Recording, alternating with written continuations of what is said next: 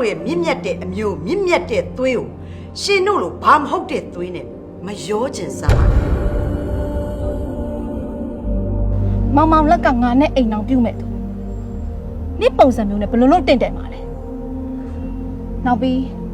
ငါမယ်မယ်တိသွားရင်ရောကောင်းမှာမလားချစ်တိုင်ဘဝတစ်ခုတိဆောက်လို့ရသလားထမင်းဖြစ်သလားဟင်းဖြစ်သလား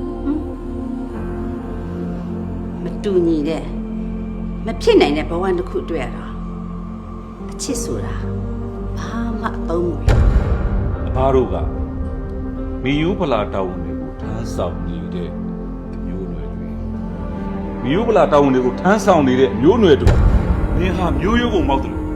စကားပြောလေတော်တော်မောက်မှရိုင်းစိမ့်လာတာပဲတန်ရမှန်းမှာမဟုတ်ကြမယ်ဘယ်နဲ့တော်ဝင်သွေးနဲ့မှရောကျင်ရတယ်လို့ရှစ်သားကိုရှစ်လိုပဲနက်ကြော်လုတ်ခိုင်းပေါ့မင်းတို့အဖေကိုယုံကြည်ရောတဲ့နတ်လောကနဲ့လုံးဝမပတ်သက်ဘူးနင်နည်းနည်းလေးမလို့အချက်မရှိတော့ဘူးလား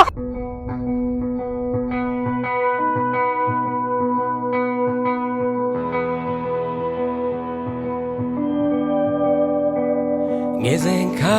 မမြင်နိုင်တဲ့အဖြူရောင်နှလုံးသားလေးများကြိုးချင်ချီနှောင်နေအစင်လာရဲ့အချနာရဲ့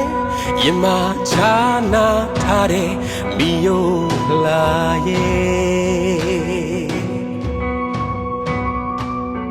ဝင်းကဘာလို့ချိုးခွေရဲ့ကောက်မမြင်သာအောင်မျက်စိခွဲမောက်လောကလည်းများရဲ့ထမဲ